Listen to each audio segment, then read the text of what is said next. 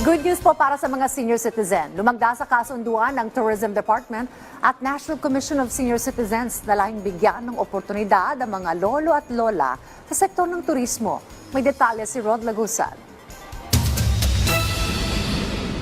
Hindi hadlang ang edad para magkaroon ng trabaho dahil may kaya pang gawin ng mga senior citizen.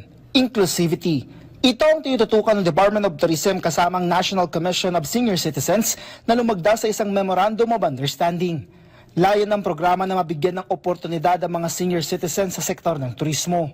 The partnership between the Department of Tourism and the National Commission on Senior Citizens ensures that these programs are not seasonal but rather lasting and sustainable para sa ating mga senior citizens. It also takes the effort nationwide so that there is consistent application throughout all of our regions. Ayon kay Tourism Secretary Cristina Garcia Frasco, kasabay nito ang pagkakaroon ng monitoring kung napapanatili ang pagiging inclusive. Anya magkakaroon ng mga trainings para sa mga senior citizen. Under our Office of Human Capital Development, meron tayong Tourism Industry Skills Program. These are training modules that cut across the various aspects of the tourism value chain.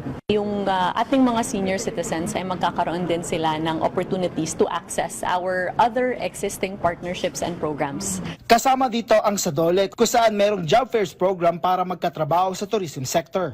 Sa DSWD ay may inilala ang kabuhayan at training para sa mga community-based organization, habang sa DMW ay may nakahandang trabaho o livelihood para sa mga bumalik na OFW sa bansa.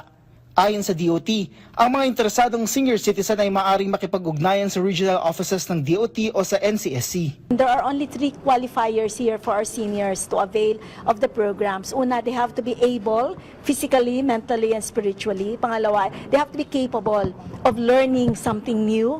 And third would be the willingness to be able to embark in something new as they face another chapter of their journey in this world.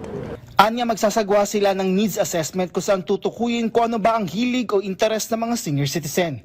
Kasabay nito, kung ano bang klaseng tourist destination ang meron sa kanilang mga rehiyon.